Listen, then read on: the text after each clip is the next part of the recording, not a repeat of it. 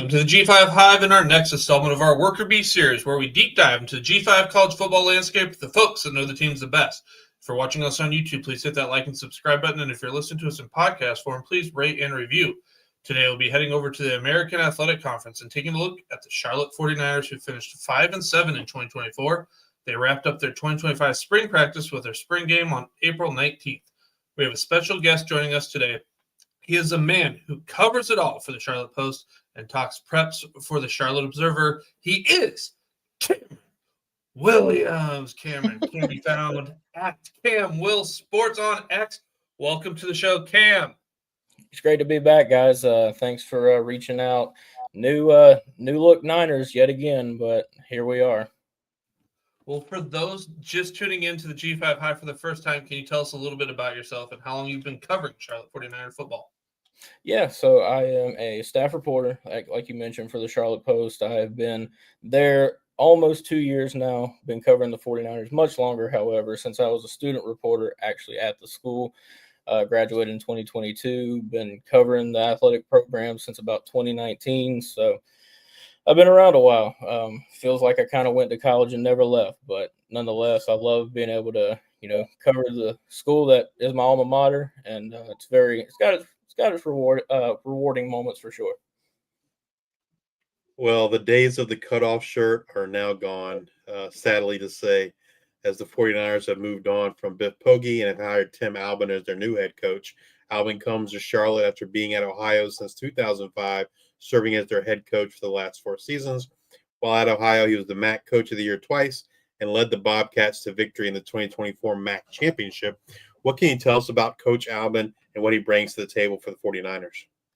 Yeah, Coach Albin, in my just in my conversations with him, he's a little bit more reserved, for sure. Biff Poggi was very outspoken, very loud, very kind of in the media presence. But Coach Albin, he's a ball coach, and I think that's what Mike Hill and the athletic staff was wanting, is just someone that's going to know the X's and O's and can really get guys in there that are dedicated to winning football games. He's proven he's done that at Ohio. Just this past year, won that MAC championship. So he knows what he's doing. Now, what he's done in the offseason, getting guys to come back that had entered the portal, getting guys to commit, brought in a whole new quarterback room. I know we'll get to that. He's got the team, at least in the offseason, going on the right track. Now, when the team gets on the gridiron, who knows what's going to happen, but at least he's checking all the boxes in the offseason. And as it often happens when you get a new head coach, that means new assistants, coordinators. Charlotte's no different in that regard, as Tim Albin brings in OC and quarterbacks coach Todd Fitch, who was previously the offensive analyst at LSU and Ohio State. Can you describe the type of offense that we're going to see Coach Finch run here at Charlotte? Well, he's working closely with Tim Albin as far as how they like to run that kind of spread option style. He's worked with a lot of good quarterbacks in the past.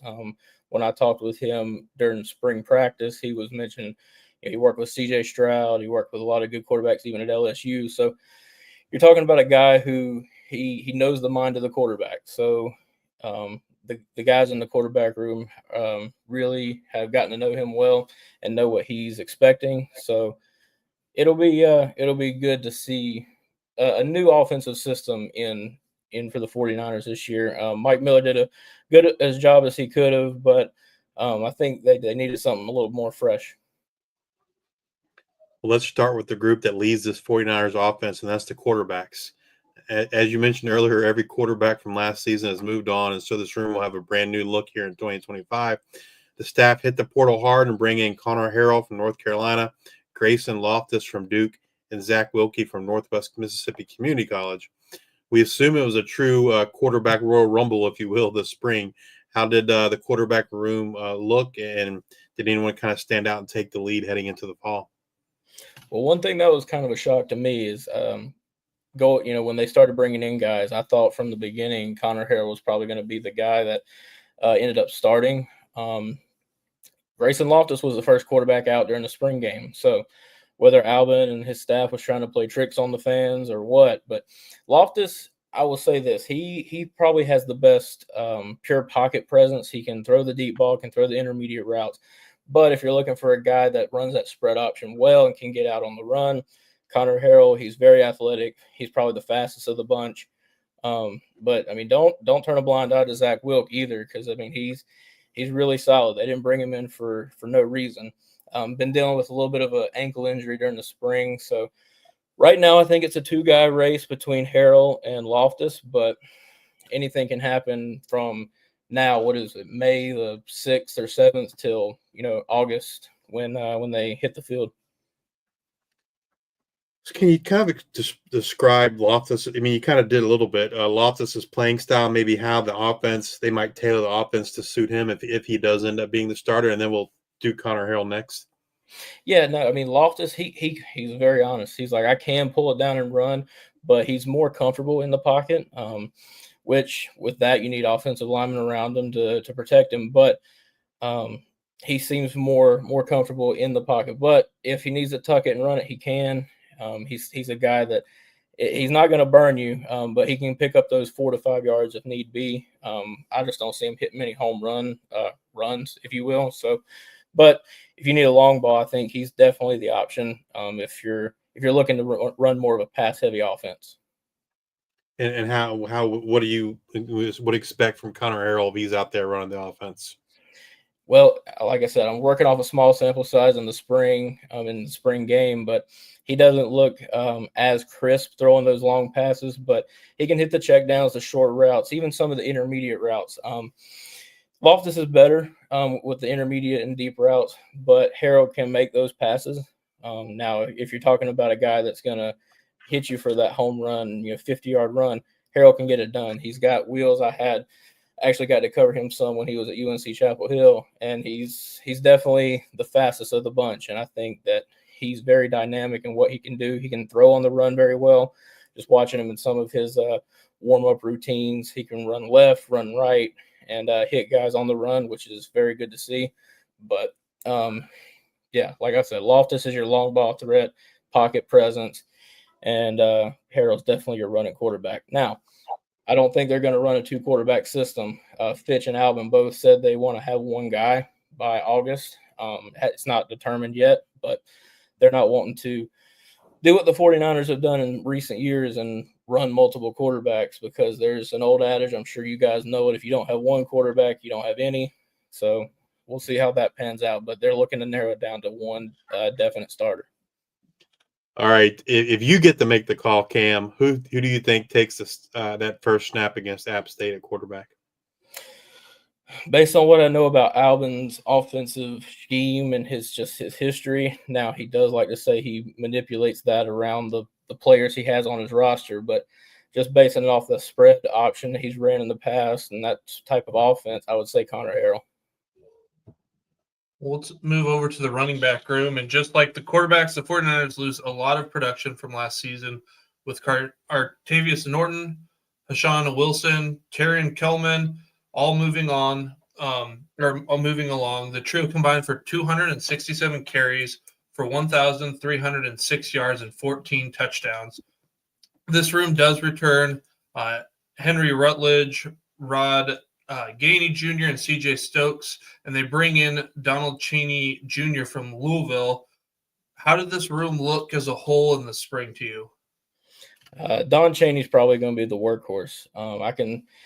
If I'm wrong on that, I'd be very surprised. He looked really good for a guy that's 220. He's very agile. Can make people miss. Can do things in between the tackles that a guy of bigger stature you wouldn't normally think can do real well.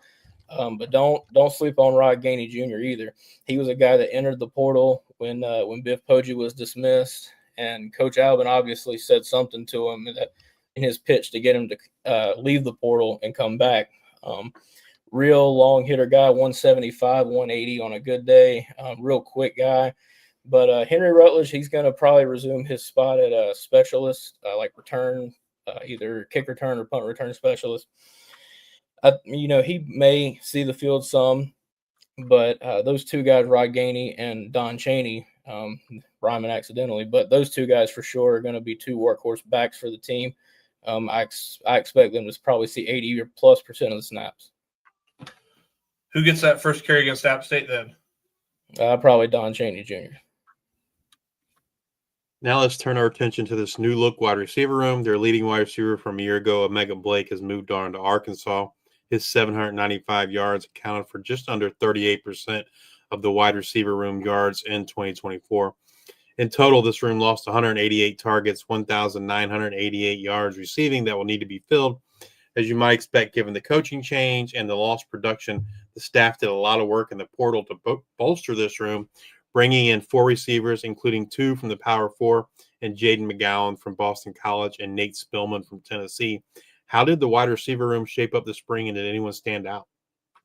Oh, you mentioned those two guys right there. Jaden McGowan has he's really impressed me personally. Justin Olson's back. It's a room that, like you said, it lost a lot of guys, but it still has relatively decent depth. KD Gibson from Northwest Mississippi, a junior receiver. You mentioned Nate Spillman already. Miles Burris, sophomore, coming back as well. So it's a room that's got functional depth, but I wonder who's going to be that big hitter, because last year was Omega Blake. I mean, anytime you needed a 50-50 jump ball, vertical kind of look, you could throw it up to him. So I want to see who emerges as that guy, but very, very all-around solid core wide receiver room. What do you think the starting rotation looks like week 1 versus App State? Whew, that's a loaded question. I think, I mean, it's going to be hard to keep McGowan out of the starting rotation. So McGowan, Spillman. Well, that's tough. And I mean, he's a 5th year. I mean, I guess if you're looking for experience, Justin Olson, but man, that is definitely tough to call when you have so many guys that are probably they're relatively equal, I would say. Gotcha. None of the guys are like head and shoulders above the rest, but those 3 for sure. Let's move over to the tight end group. And with the coaching changes, what have you been able to learn in terms of how the tight ends will be utilized in this offense?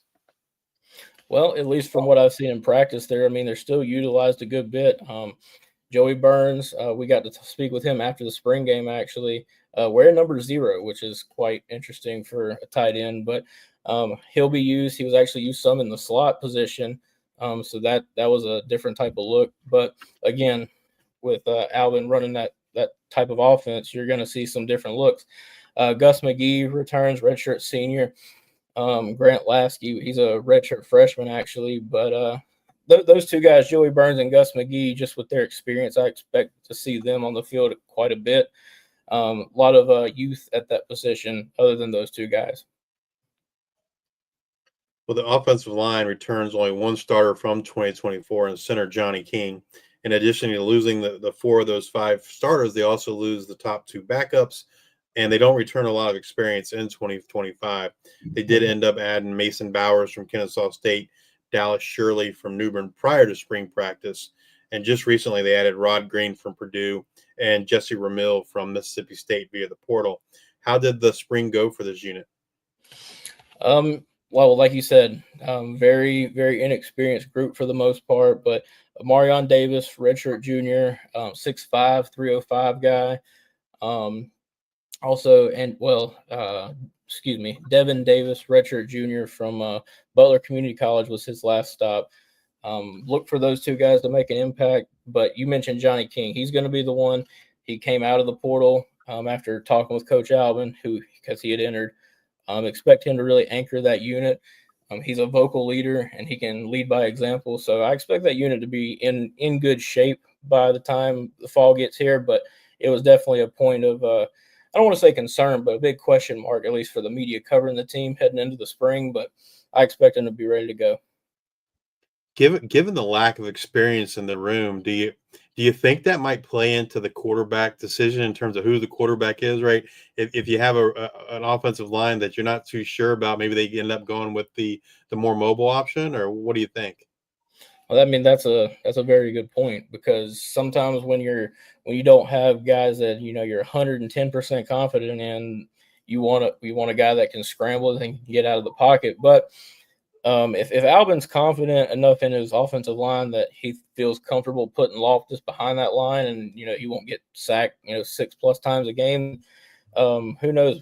But it would definitely play into that decision. Now, I'm not sure if Alvin's the type to say, well, if I'm not 100% on this guy or this guy, we're going to change who our field general is based on one or two guys on the offensive line. But, it's definitely a good point to bring up and to think about, because if you're not 100% on who your offensive line is or who's going to be protecting your quarterback, you definitely want a guy that can get out of the pocket and make plays on his feet.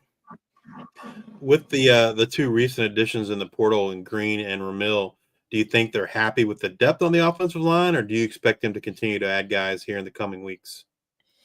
Well, you can never have enough offensive linemen. So while they may be okay with the depth that they have, I think you would expect maybe one or two more additions. I don't know who. I know some guy that may be going after, but I just don't know.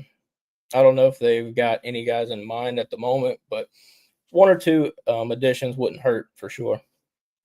Do you think they left the spring with the starting offensive line in mind, or do you think this is something that's going to have to wait till the fall to kind of settle out?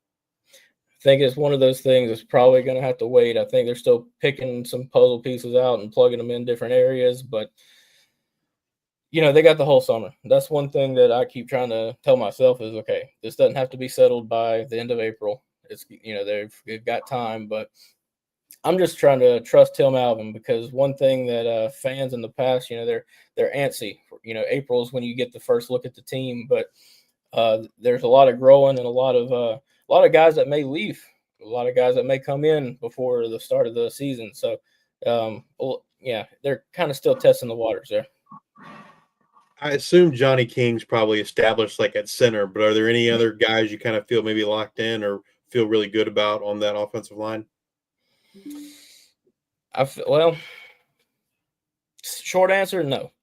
Other than King, I think every other position might be up for grabs. Like I said earlier, Marion Davis, just with his size, I like him a lot. Redshirt junior brings in some experience in a very inexperienced room. But right now, King's probably the only lock.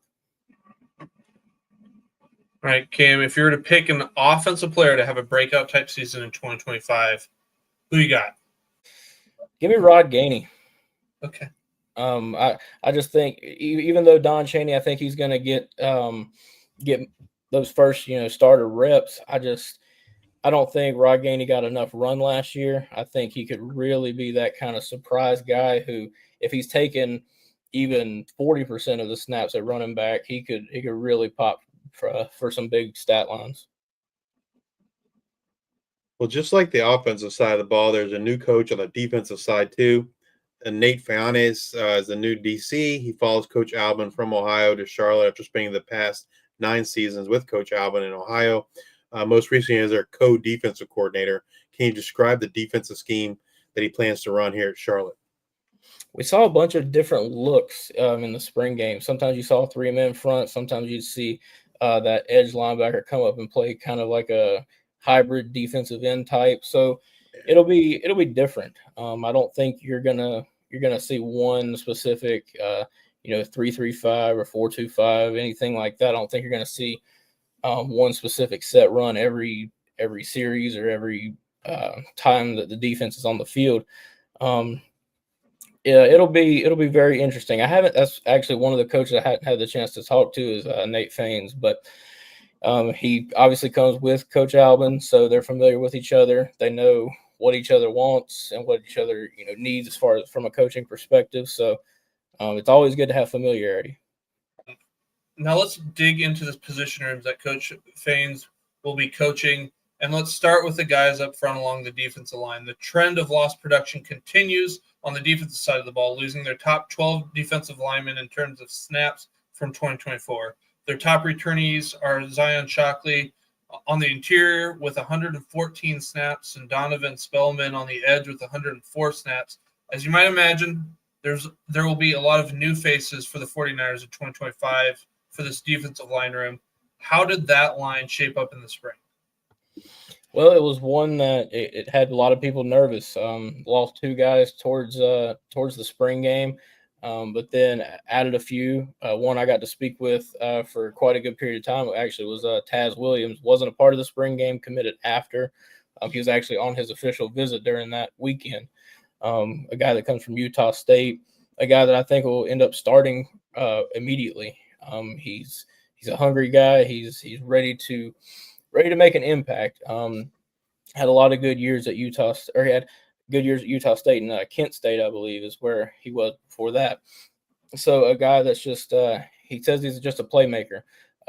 Loved Lawrence Taylor growing up. And he says he can make a few of those plays like LT where after the whistle blows, the offense, the refs might not see it, but he's going to get that last hit in where the offensive line definitely felt it. So a guy like that's one that's you always want on your team, who's going to be gritty. He's going to he calls it getting nasty in between the lines. So I think he's going to be one of those breakout players on the defensive line.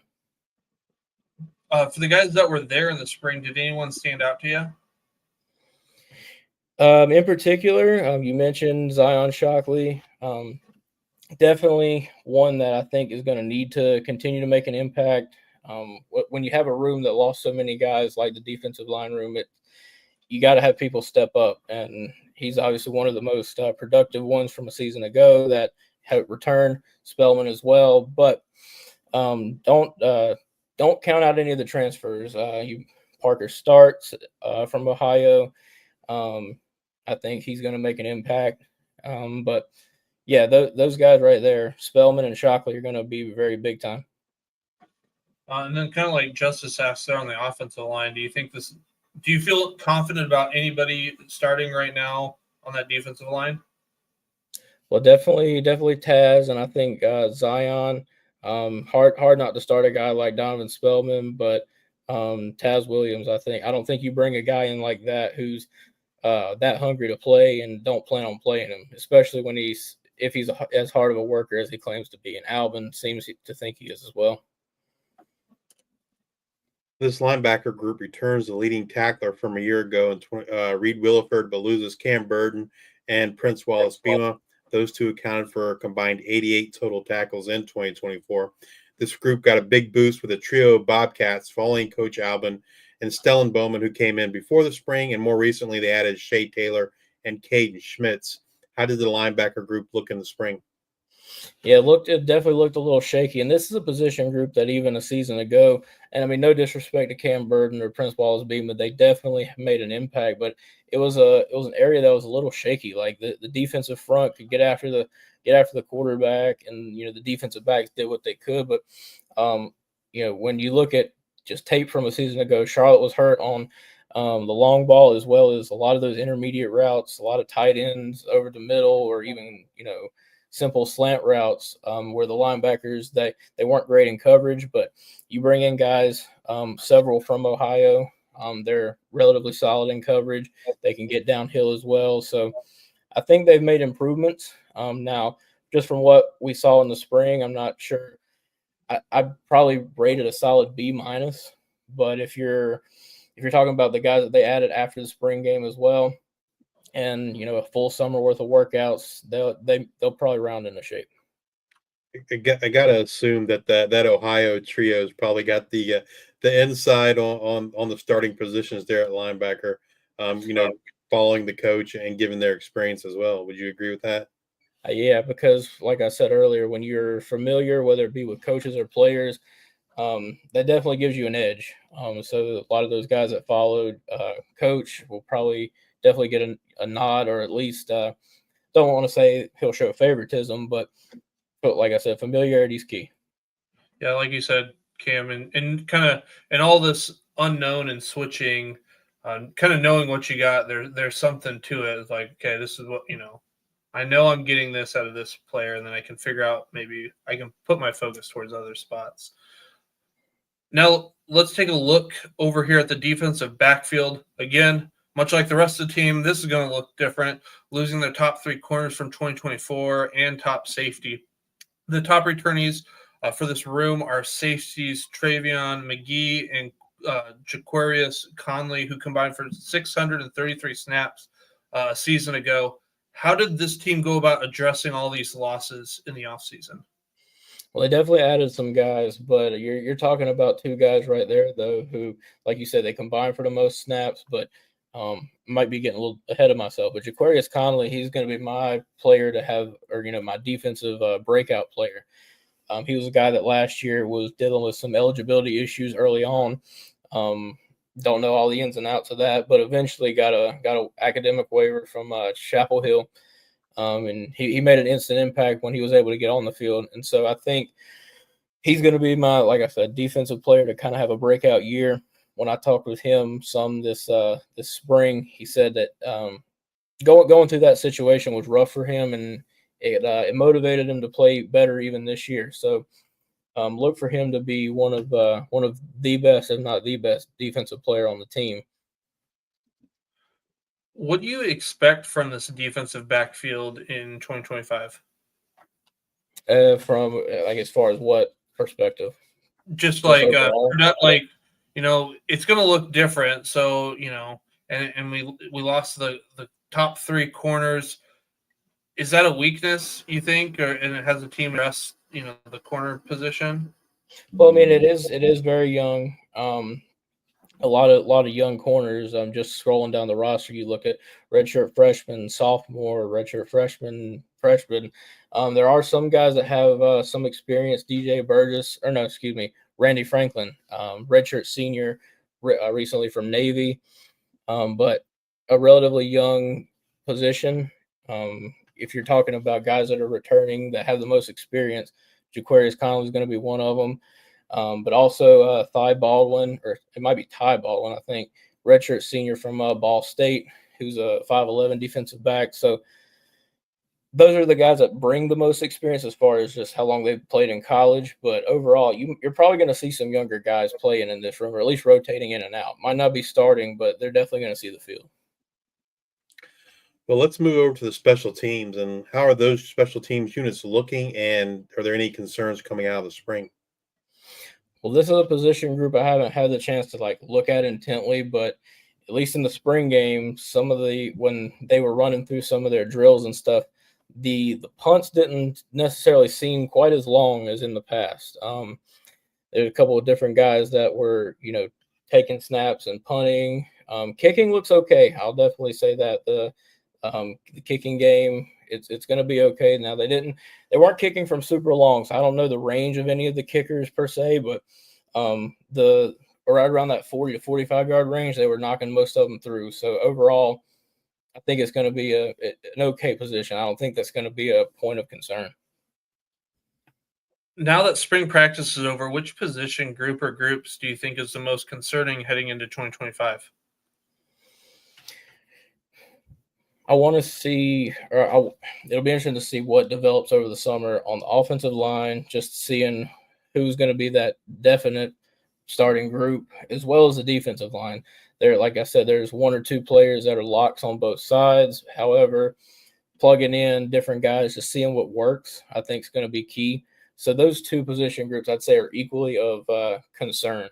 But I mean, it's not concern. I mean, at least from a media perspective. Now, Coach Albin may be concerned, but at least for fans, those would be the two to keep an eye on.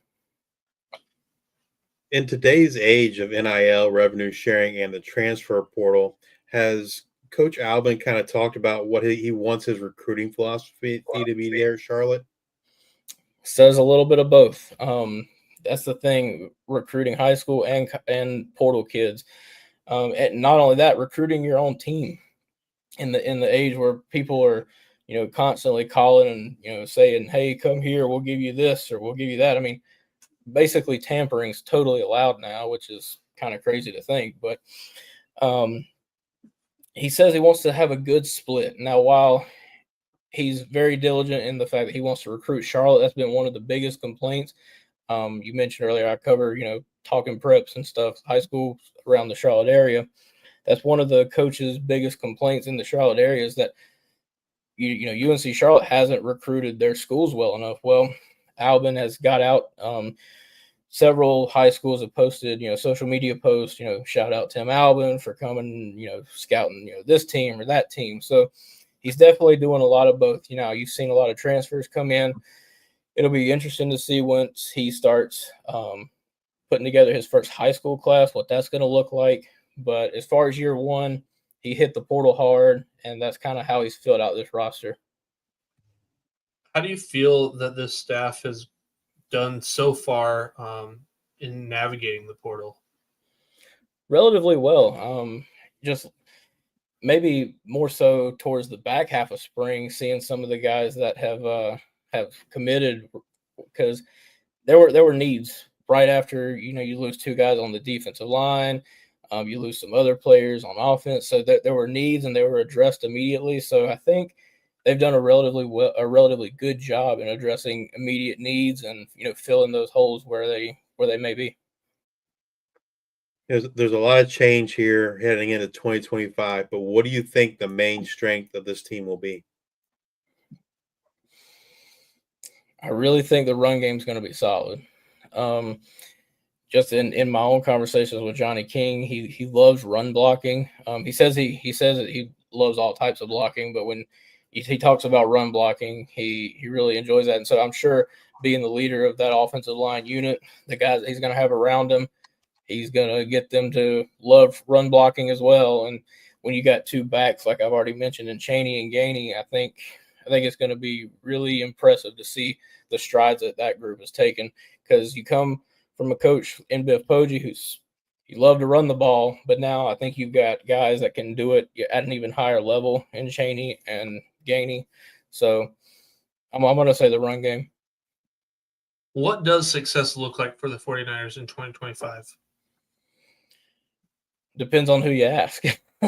If you ask certain fans, are going to say, well, hey, man, it's time to go bowling. But if you ask, in my opinion, more of a realist, when you look at the schedule they've put together, it's they've got some tough games on the schedule. App State's no pushover. Obviously, UNC Chapel Hill with Bill Belichick and all that going on. Then they play Georgia, ironically enough, in November. What does success look like? I say if they can get to 4 or 5 wins and at least maintain, the level that they were last year.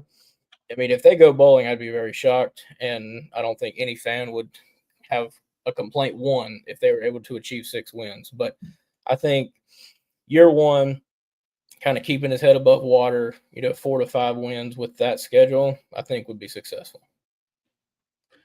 Okay, we've covered a lot of ground today, but is there anything else you want to share, think we should know about this 2025 Charlotte 49ers football team? I think this team, you're going to see a team that is more bought in. And don't get me wrong, I think teams that Poggi put together, more so in his second season, they were bought in. But I think Albin brings guys in that have utmost character. And that's not putting any shade on the players that have come through Charlotte in recent years, but I think this team is going to be very tight-knit. I don't see – I'm going to forecast and predict that you're not going to see any fights on the sidelines like we've seen in the past. I think just overall the cohesiveness of this group is going to be very different than what they've seen in the past 2 to 3 years. Well, Cam, thank you very much for taking time out of your day to spend with us and share your knowledge. We greatly appreciate it. Absolutely, guys. As always, thanks for having me. If you're watching us on YouTube, please hit that like and subscribe button. And if you're listening in podcast form, please rate and review on Spotify or Apple Podcasts. Thank you all for your support. And until the next time, we are the G5 Hive.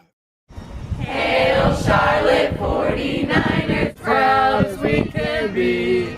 We stand and fight for the green and white until we win the victory. Go Niners! We pledge our trust in you and wave our colors high. The loyal Niner Nation cheers forever. We'll fight.